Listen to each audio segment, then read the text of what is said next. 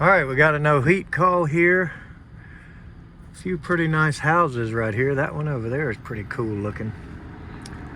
And then this is the one here we're going to.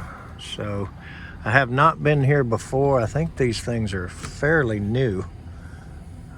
Kind of a contemporary design. Let's go in and see what they have. Yeah, this is a really nice attic. Can I hand you something while you're there? Oh, I'm good. I should have everything. Or I'm just going to throw it up there. I may have to come in and... Oh, you want to hand me that? I was Sure. just going to let you throw it up first. No, I thought you were offering to help. Thank you. No problem.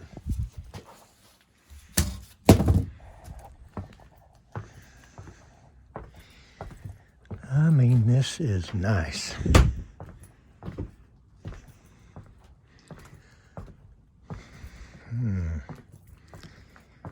She thought she had gas heat, but she does not.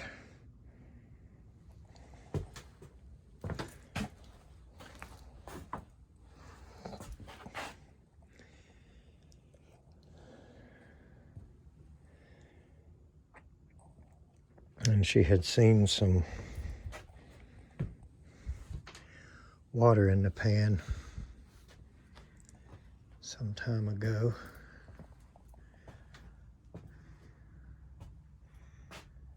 So they go flex to pipe, to flex to pipe, I guess.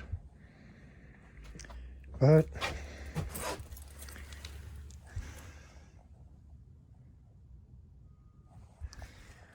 we're here to figure out why it's not working, so let's go take a quick look at the thermostat.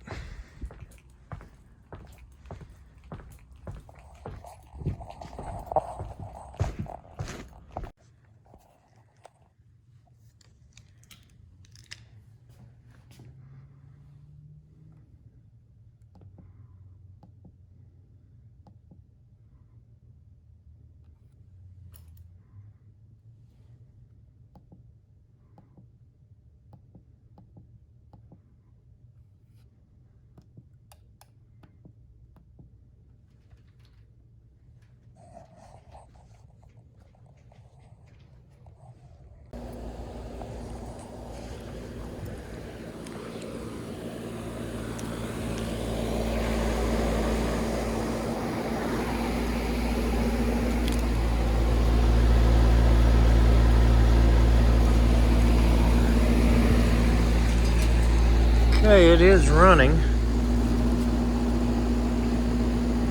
and it is not really coffee pot hot, slightly coffee cup warm. So I'm gonna say this thing's probably lost some charge. So let's get some gauges around here and see what's happening.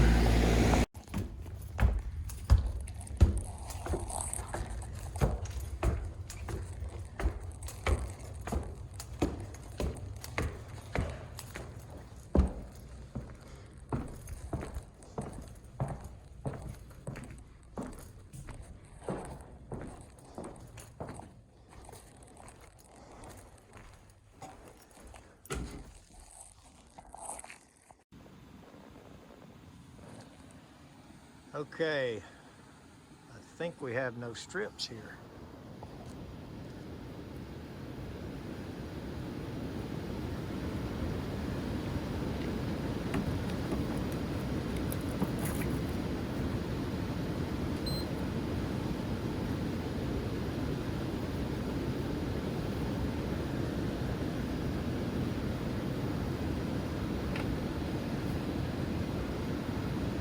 All right, there's our voltage on the red. Over the white, no, nothing.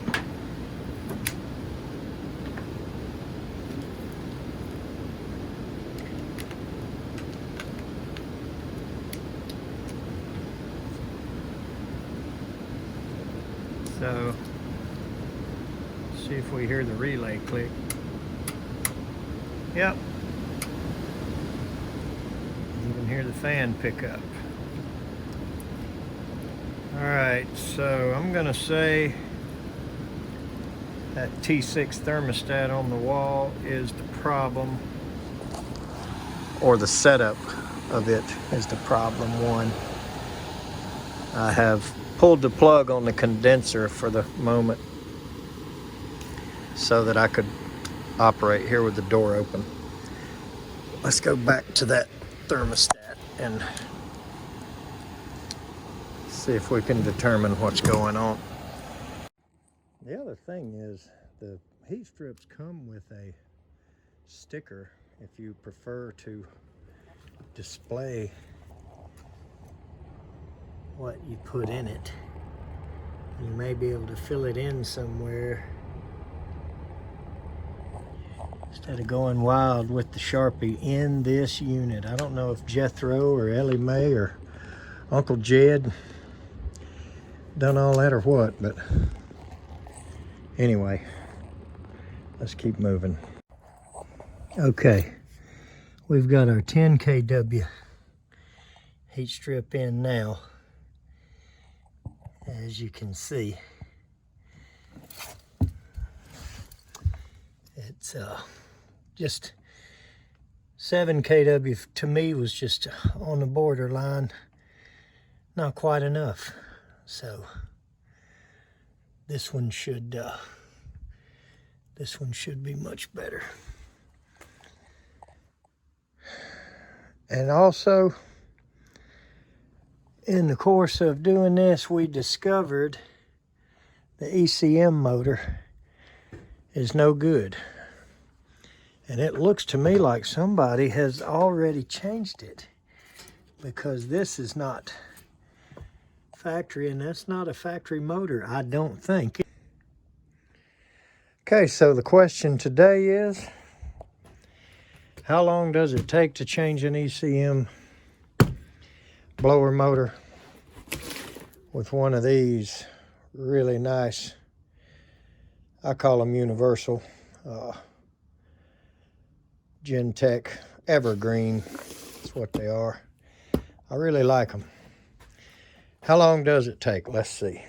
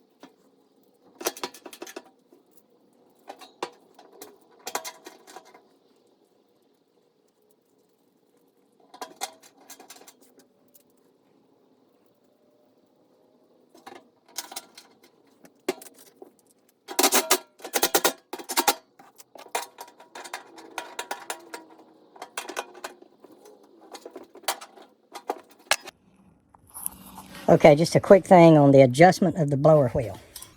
When it is upflow or downflow, I put it straight in the center.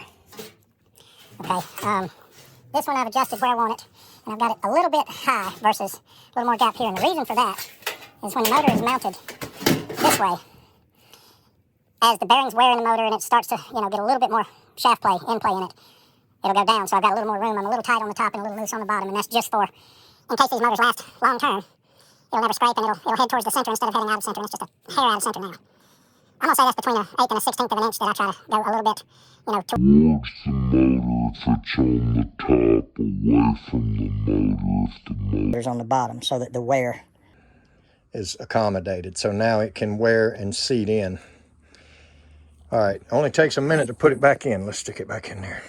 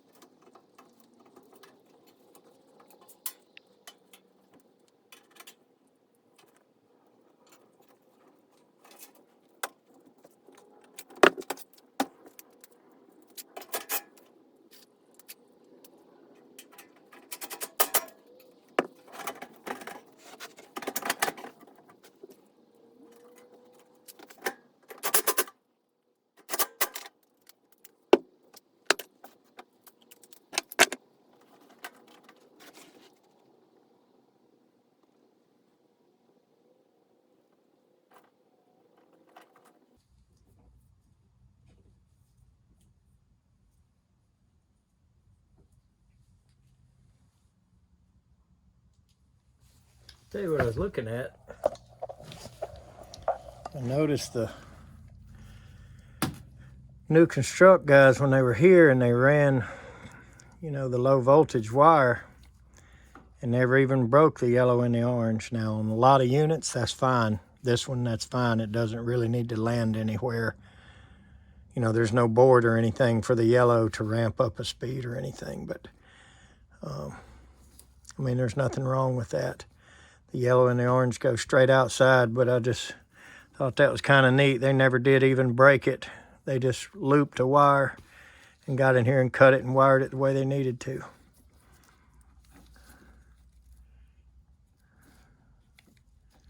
So I'm just looking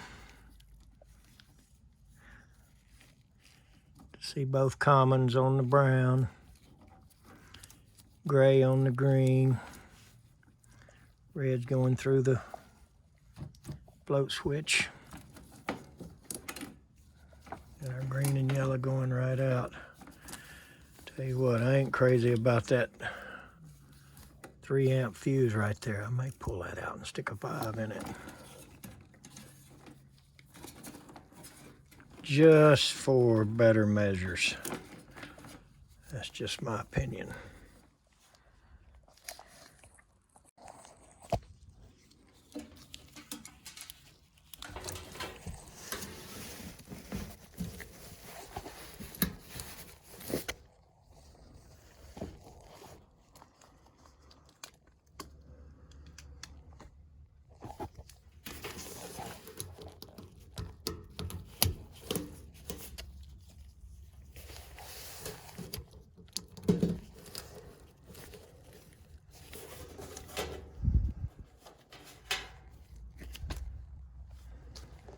Okay, don't forget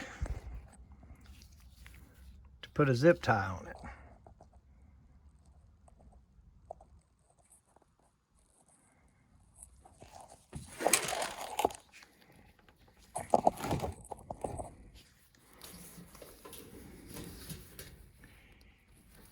And I've got a lot of viewers and subscribers that really pay attention to detail.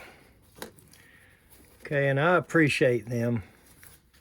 They're really good guys. And a video, you can see a lot of stuff you might not have seen. So a lot of them have pointed out that if you don't flush cut, almost dropped it. If you don't flush cut these things, that right there will cut you if you're reaching in, and especially on an outdoor unit. This is not going to be accessed and worked on near as much, but anyway, so these right here will not really do as flush of a cut. And I'm sure in one of my 100 toolboxes somewhere I've got some that have the jaws, you know, at the bottom. That, so just to throw that out there, whoever it was mentioning that, I appreciate you, and I'm going to throw some of those in my service van and start flush cutting these zip ties. And I may end up putting 2 in the place of 1 just because of that. I don't know why, but just in case it cuts it too close. The other attention to detail thing on this job would be, I did carelessly sit this motor down up here and let that right there happen. And I'll tell you why I'm going to leave it alone. I would rather have that like that than have a piece of tape on it and the tape suck up in the machine, which could eventually happen. You know, hot, cold, dry, cold, hot, cold, you know, no matter what kind of tape you use. Now, if this was brand new and super clean and no dust, I'd say we could put mastic tape or something, you know, maybe even some FSK on here that would never come off. Or a small piece of duct tape and some mastic is probably what would be better. I don't like tape inside of anything. I just feel like it's going to come off. So I'm going to leave that like that. And for the detailed guys that watch my videos, I really appreciate you, and I really appreciate your, if you want to call it criticism or constructive criticism, or basically just sharing knowledge. I mean, I do appreciate those guys. Make no mistake about it. So I just wanted to make sure you knew, yeah, I saw that I did that, and yeah, it was dumb. All I had to do was sit it on a different surface and not that edge. I did it twice, but the second time I already knew it, and I said, well, let's get it done. I wish I hadn't, but there again, let's put this thing back together. Now, what I'm going to do is I'm going to power it up and watch it rotate forward and backwards, and then watch it correct itself. And then I'm going to unpower it again to put this door on, because we all know, you know, this story here. And you have to get that on exactly right to where the surfaces here are holding that, or you'll have another mess inside the machine. So I think out of all the money and all the time these manufacturers spend, they could come up with a way to have the insulation absolutely stay on the door. Maybe something besides fiberglass. I know fiberglass is cheap, but maybe something else that could glue on better. But anyway, we're going to put that back together carefully. And I would suggest, you know, the newer guys and newer techs in the field form those kind of habits. It usually only takes 2 to 3 minutes at the end of any job to pay attention to a few details that could, you know, potentially here and there could solve a problem. So let's plug it back in.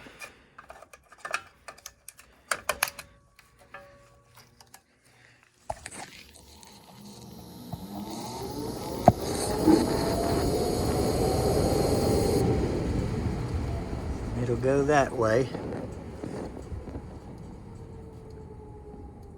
And it'll stop and go the other way.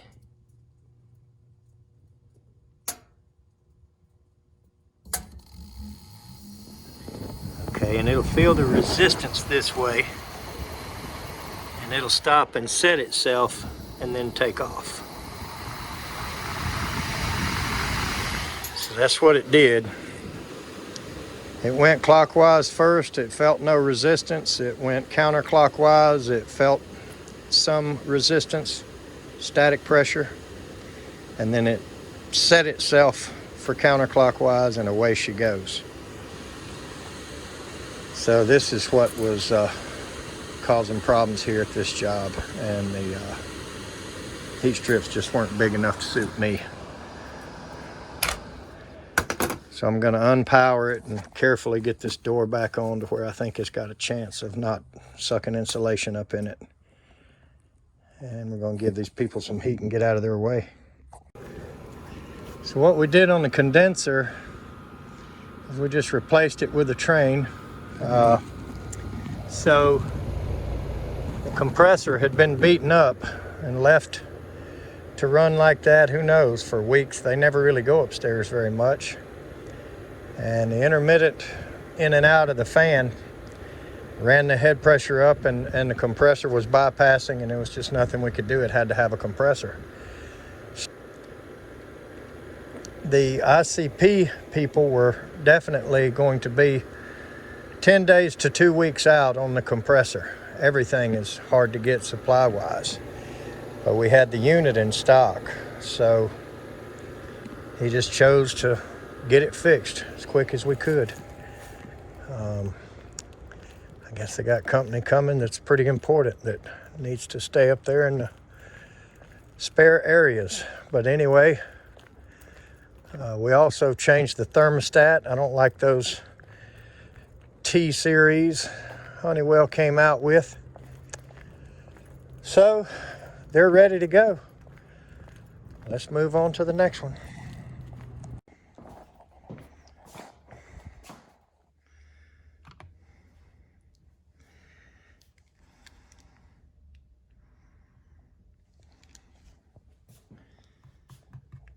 Much better.